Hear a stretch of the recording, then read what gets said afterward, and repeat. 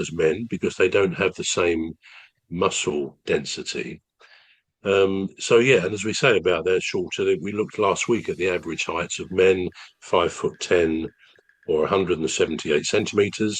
Women were, I think, 5'4", which is about 162. So they're the main differences. Okay, so they're the physical characteristics of the female. Now, what about the traits, the female traits in personality and social, that side of things? Can you name some of those things that you think women have as part of their makeup, part of the traits of being female in their how they are in life? I'll start off to see what I'm saying. Say they're very nurturing. Women tend, and all this is generalization, but it is mainly the case, very nurturing. So can you come up with some other parts of their personality traits at all? I think this is probably along the lines of nurturing that you said, and it's caring. They're very, very caring, because there's what they call mother's instinct, isn't it? Where a mother would see something going wrong, even though it's not their child, they still feel like they have to do something about it. Yeah, yeah. Yeah, so yeah, I think nurturing, caring, and human and mother's instinct, which is part of the caring. Yeah. Yeah, I mean that's exactly right. And of course we can add a lot of things to that, like sort of warmth, gentleness, sensitivity. They tend to be more affectionate. And I don't want to sort of say or keep saying that in all these ways more than or better than men. It's not a matter of or any more than some of men's traits are better than women. It's not like that. This is just the facts of their characteristics and their traits. So all Yeah. those things, as I say, they tend to be empathic. They tend to Yeah. be understanding, Yeah. devoted, kind, loyal, conscientious. All those things tend to be part of woman. Now, again, as we said on men's traits, that doesn't mean that all women display or even have all of those characteristics or traits, but as a generalization, they do. And also, it doesn't mean that those traits are exclusive to women, because clearly there are men as well. Us guys, sometimes we're able to be devoted, to be loyal, to do a lot of those things that we consider to be feminine traits. Mm. And in fact, they say there's 5 kind of archetypal traits along those lines. There were scientists, I think their names were Fisk and Galton, who named them as conscientiousness, um, extroversion, in other words, being extroverts. So clearly, not all Yeah. women are extroverts. Another trait tending towards women is neuroticism, where perhaps they suffer more from negative emotions, anxiety, and stuff like that, probably because women tend to be more emotional and able to express those emotions than us guys.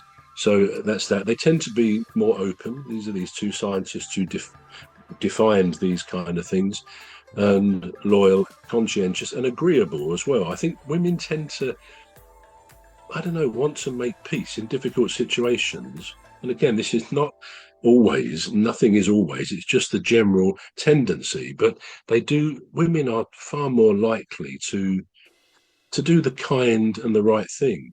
It's a strange thing. I mean, without going off at tangents, I think as we get older in life, as when we were young, we grow up and we realize that we can only see life from our perspective, from our vantage point. And it's a thought, isn't it, that no, there's not a single human being who knows what it's like to live the life, to wake up in the morning as another.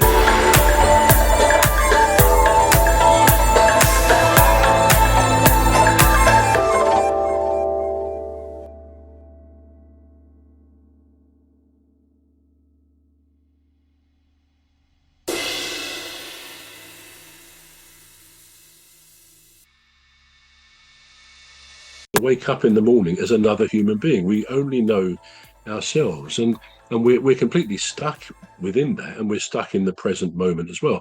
So we look at each other, and it's always impossible to really understand some of the things we're attributing to females, but we say it objectively, subjectively, because we know this is really what we experience.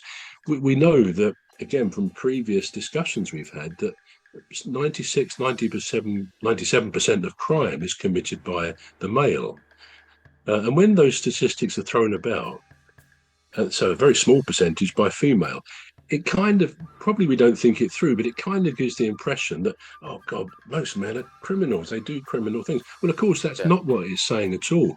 What we do know is whatever we say about prisons being full up in this country and whatever, it's still a very tiny percentage of the population, of the male population, of even more of the female population.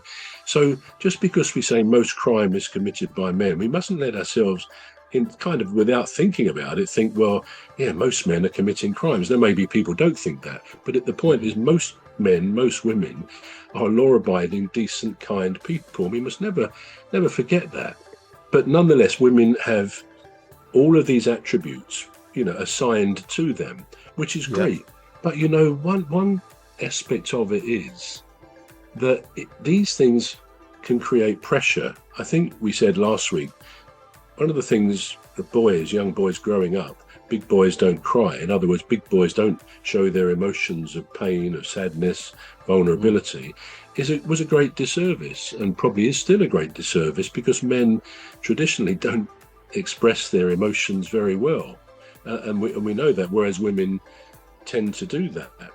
But equally, with all these elements of womanhood, which we've talked about, all the great attributes, the kindness, the loyalty, and it's all true. And perhaps one thing that they are told maybe is an equivalent to big boys don't cry. Not an equivalent, but it's kind of along the lines. When they're told and taught you have to be ladylike in all, certainly public situations, you've got to adhere to that ladylike picture of what a woman is. Now that's great. I'm sure women don't have any problems with that. But there probably are times when there's an expectation on women to be and to do the right thing, probably almost more so than men, that, they've got to do the right thing. And that can create stresses in itself.